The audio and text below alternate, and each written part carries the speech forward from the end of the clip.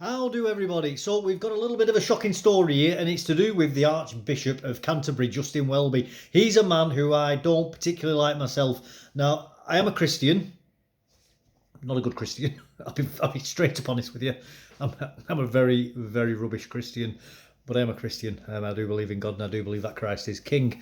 However, I do believe that Justin Welby is an absolute heretic, and I've found him to not only repugnant, but to actually be, as I say, heretical as the Archbishop. And I think some of these decisions that he's made, some of the things he's said, are very antithetical to what the Church of England really should be about. I'm not a supporter of him at all, or the Church of England, to be honest with you. Personally, I'm non-denominational, and a lot of Christians would probably consider me to be a heretic. But nobody's perfect. But at least we can all agree that Christ is King at the end of the day. Even Justin Welby, I would hope, would agree with that statement. But anyway, what's happened? We'll get into the story, and I do believe this explains a lot of his very weird behaviour as of recent years.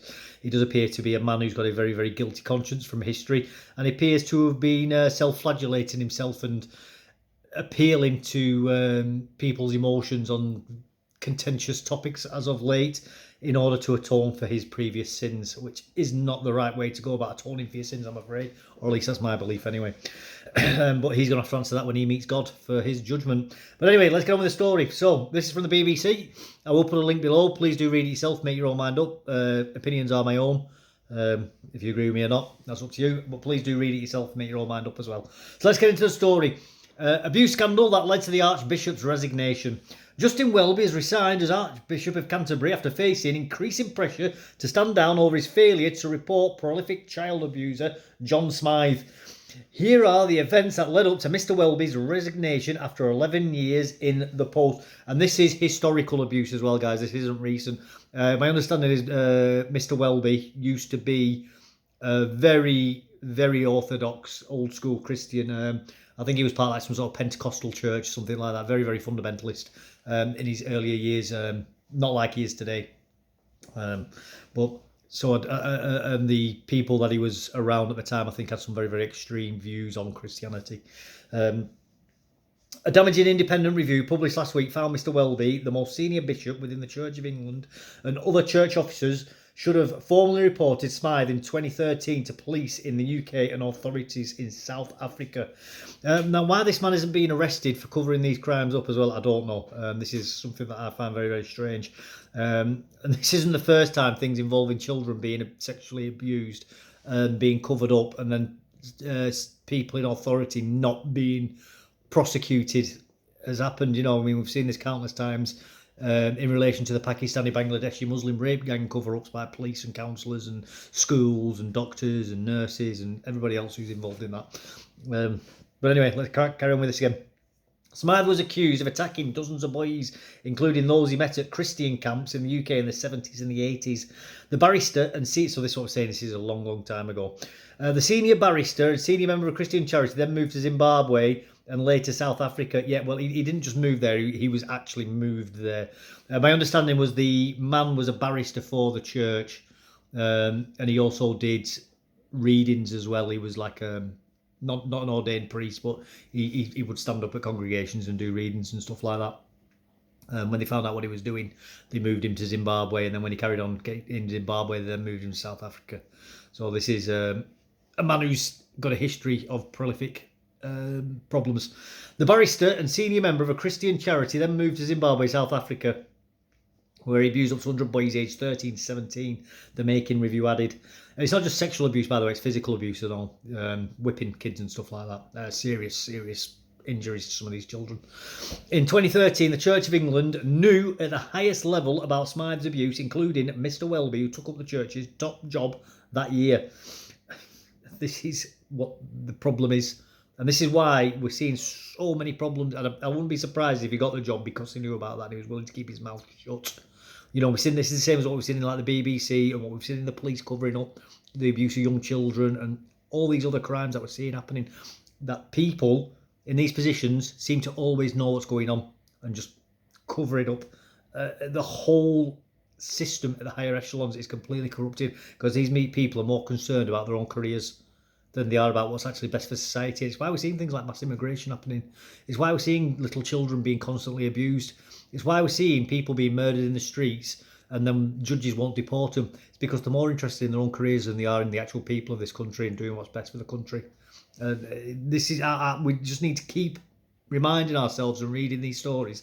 These people hate us. They actually do hate us. They're narcissists, they're psychopaths, and they are self-interested people who would sell their own grandmothers in order to get a pay rise.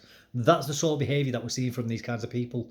Disgusting, and this is why we need to bring back hanging, and we need to strengthen treason laws, because this is treason as far as I'm concerned, covering up these kinds of crimes, especially in a man in his position. Absolutely no excuses for this as far as I'm concerned. None whatsoever. Let's carry on anyway. If he and other church officials had reported this to the police in the UK and authorities in South Africa at the time, John Smythe could have been brought to justice at a much earlier point, the independent report said. I could be incorrect, but I do believe that John Smythe is now deceased. Could be wrong, but that is, I think he is. We'll probably find out later anyway. Mr. Welby had previously resisted calls to step aside over his response to the case since 2013. I mean, can you imagine that? You know all this information, you've hidden it, and then you refuse to step down. That is how much of a psychopath this man is, that he believes he's done nothing wrong. I mean, that is just shameless behaviour. Not very Christian either, is it? Let's be honest, Not very Christian at all, but I guess that's how you get to the top, isn't it? And for anybody who's wondering, by the way, we have got precedent through English history of executing heads of the religion. We've done it at least 3 times through our history, so we could do it again. But amid mounting pressure, he said in a statement on Tuesday he must take personal and institutional responsibility. Well, he's probably been told if he doesn't, he'll be getting kicked out, I imagine. The Prime Minister's spokeswoman said Keir Starmer respects the decision. Well, I don't think it's about respecting his decision. I think if I was a PM, I would have been using much stronger words than that. I'd probably be calling him a nonce in Parliament itself, where they're able to say things like that. Obviously, there's no crimes of Mr. Welby up to this point having been reported involving children, but the fact that he's covered them up, as far as I'm personally concerned, makes him an accessory to those crimes. So therefore, in my opinion, he's a nonce. That is my opinion, to be clear, for legal reasons. To step down, that, like I say, there's no evidence that I'm aware of that he has actually interfered with children himself. Respects the decision to step down, and his thoughts, first and foremost, remain with all the victims. Well, yeah, he cared that much about the victims that he kept his mouth shut, didn't he? That's how much he cares about the victims, that he didn't report this to the police and he covered up for this guy. And instead of doing that, what he did instead was he tried to shame all of us for not wanting millions of people coming into our country from the third world, and tried to make us feel like bigots and racist and horrible people for that, because he's got a guilty conscience for covering up all this rubbish. And that's what that all comes down to, by the way, why he was doing all that bleating about all that and all his LGBT stuff that he goes on about as well. It's because he's guilty about this, because he knows in his heart of hearts that this is wrong, covering this up. But he did it anyway because he wanted the money. He wanted the career, he wanted the power, and he wanted the prestige of being at the top, didn't he? And that's all this was about, trying to sort out his own legacy rather than doing the right thing. And you know what, if he'd have shot this guy in, he probably would have ended up as Archbishop of Canterbury anyway. So why he's kept his mouth shut, I'll never understand. Even if he'd have waited till he got to Archbishop and then did it and said, you know what, I've kept my mouth shut long enough. My first thing as Archbishop is I'm going to tell you exactly what's happened behind the scenes. Throwing a cat amongst the pigeons. You could at least respect. You could still criticise and say, why didn't you do it sooner? But at least then he would have done. He could have kept some integrity, and possibly his soul. Maybe I don't think his soul's going to be going into heaven anyway. Not at this rate. Not covering up them sorts of crimes. Unforgivable. As the Bible specifically says, all those that hurt the smallest in our communities should have a millstone tied to the neck and they should get thrown into a lake. So maybe we should start bringing back biblical justice for people. At least if they're involved in the church, live by the sword, die by the sword and all that, I guess. Smythe's abuse was first reported to the charity Irwin Trust when he had been chairman in the early 80s. A report detailing horrific beatings of teenage boys was presented to some church leaders in 82, but the recipients of that report participated in an active cover-up to prevent its findings, including that crimes had been committed coming to light. The Making review said, "What a surprise! People in authority covering up the most serious of crimes for their own personal reasons, usually around their own careers." Who could have seen that one coming, eh? Smythe's abuse in the UK re-emerged in 2012 when a church officer in Cambridgeshire received a letter out of the blue from a fellow survivor. The review stated that 5 police forces were told of the abuse between 2013 and 2016. Church leaders, however, did not lodge a formal report. Disgusting.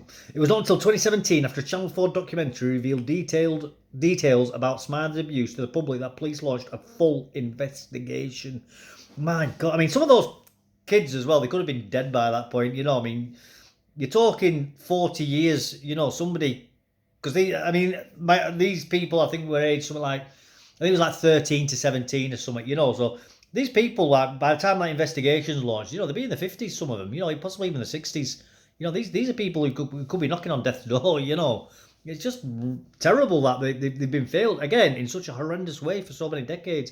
And it's the same with the rape gang scandal as well. Some of those go back to like the 1980s and the 1970s.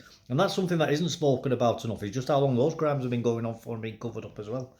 You know, we get told about the ones that have happened recently, and going back to like 2005 and stuff like that. That's terrible, obviously.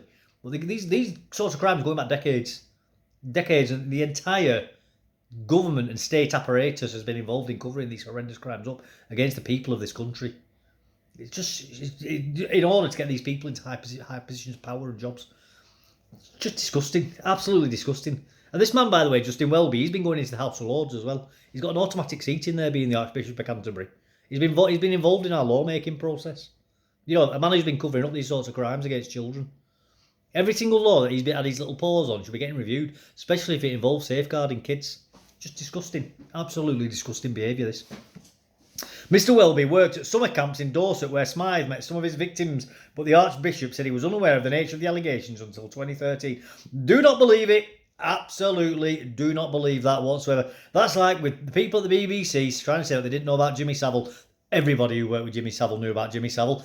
Even people who didn't work with Jimmy Savile knew about Jimmy Savile. It was an open secret. There is not a cat in hell's chance that these sorts of crimes, and what we're talking about is that this guy was whipping kids on the back so they bled.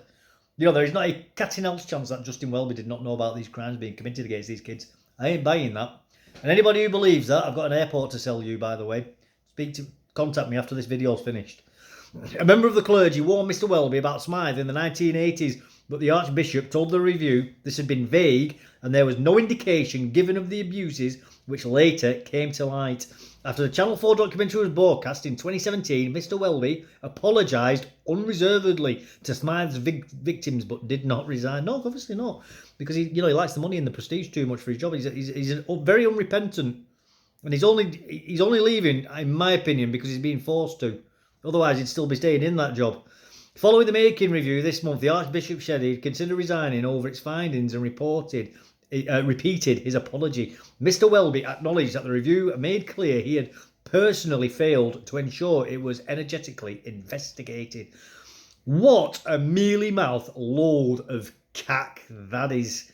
He's not just failed to ensure it was energetically investigated. He just completely failed to get it investigated whatsoever and covered it up. That's what he's done. He's hidden the facts from the authorities and done the complete opposite of what he should have done. He should be getting investigated. This should be criminally investigated. He should be going, in my opinion, to prison for this. You know what I mean? I actually think he should be getting hung for this, if found guilty. But, we don't have hanging, unfortunately, in our country anymore. But he should be going to prison for a very, very long time, but maybe with the key getting thrown away. It's just absolutely unforgivable, this sort of betrayal to the people, especially in a position of being Archbishop of Canterbury. This ain't like just some guy down at the Dog and Duck who's a bit of a nonce, so that's bad enough. I'm not trying to make an excuse for that. This is a guy in a serious position who goes into the House of Lords and is involved in the running of the country, supposed to be in charge of the soul of the people of this country as well. Just terrible. But on Tuesday, following a petition set up by members of the Church's Parliament, the General Synod, a mounting pressure to go, Mr. Welby resigned. Terrible. Critics included Bishop of Newcastle, Helen Ann Hartley, who said Mr. Welby's resignation would be a very clear indication that a line had been drawn and that we must move towards independence of safeguarding. Well, like I say, bring back flogging and bring back hanging and hold people accountable when they do things like this. You'll soon start seeing people doing the right thing very, very quickly. Wonderful thing, hanging, to how it can motivate people to do the correct thing. Because unfortunately, we live in a society where there are no consequences and people's greed is allowed to take precedence because they know that if they get caught, they'll get a slap on the wrist. But if you say there's two choices here, we've got a big stack of cash for you, there's your reward for doing this high pressure job. Well, you do it too wrong. We've got a rope here for you as well, pal. So it's your choice. If you just want the money, have the money. But this rope's always going to be there behind you. Do your job. Andrew Morse, a survivor of Smythe's abuse, also called for Mr. Welby to go, saying that he felt the Archbishop's admission that he had not done enough in response to the report meant that both he and the Church of England had effectively been involved in a cover-up. It's not effectively, I mean, they have been involved in a cover-up by the sounds of it. You know, that if you know this information and then you refuse to release it and you actually knowingly not share that information with the authorities, that is a cover-up, is it not? I do believe that is actually a cover-up. The petition calling for his resignation, which accused the Archbishop of allowing abuse to continue and said his position was no longer tenable, was signed by more than 14,000 people. Impressive. The Prime Minister had also publicly said victims of Smythe had been failed very, very badly, but would not comment when asked whether the Archbishop should quit. So don't forget, I mean, I know I've just said it before, but we've got this man here who's browbeat the whole of society about things like lockdown and how shameful you were for wanting to go see your grandmother when she was dying in the hospital. Oh, you horrible person. You know, we've got a man here who's telling you that you're an absolute bigot if you don't want your kids to have drag queen story hour read to them at school. And we've had a man here who's telling you that you're a racist and basically a Nazi if you don't want third world people coming into our country, culturally enriching our children and blowing themselves up in the streets, or for even daring to think that. You know, and then he's been covering this up. You know, do not forget that, people, that this is what we're dealing with, unfortunately. You know, this is a long, long battle that we've got going forward to get the culture and soul of our country back. Because unfortunately, it has been taken over by a bunch of traitors. And it's going to, like I say, it's going to take a long, long time to get this fixed. But at least this is part of the path to fixing it. The Archbishop had to ask the King, who is the head of the Church of England, for permission to retire. It is convention to also inform the Prime Minister. It is not known how long the Archbishop will remain in post, but the process of finding a replacement is likely to take at least 6 months. Well, I mean, like I said, they should just take his head off. I'm not even saying that ironically, I genuinely mean that. He should have his head on a chopping block. They should take him to the Tower of London. You failed the people. That's the consequences for it.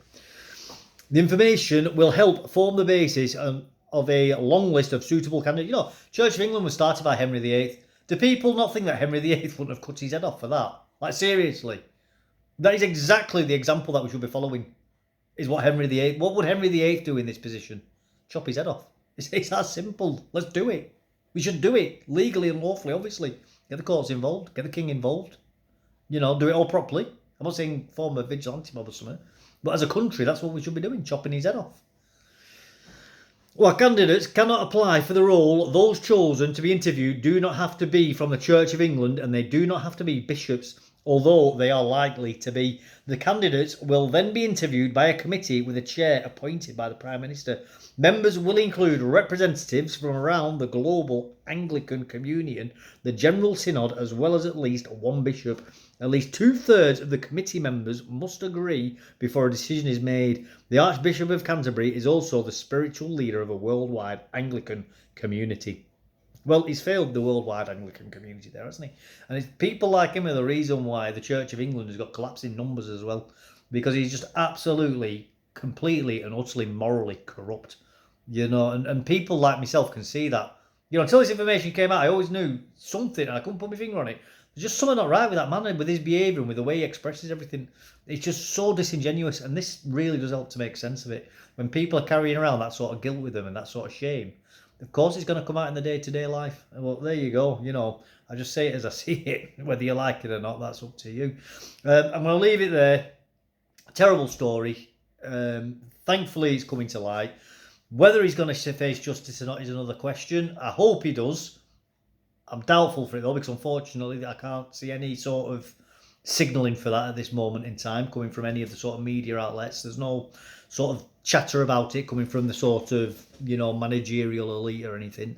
So unfortunately, he probably is going to spend the rest of his life, just enjoying himself, whilst those people have got to carry on living with the abuse that happened to him. Unfortunately, that's the way it goes sometimes. But who knows? Maybe he will. Hopefully he will. Anyway, if you found that interesting, insightful, useful, any of that good stuff, please do like and subscribe. And please, please, please do put comments below whether you agree with me or not. I'm not a closed book. I'm happy to change my opinions if your opinion, if what you put is strong enough, So I love reading people's comments as well. I do love replying to everybody, although I may not do it straight away. Thank you very much. Take care and goodbye.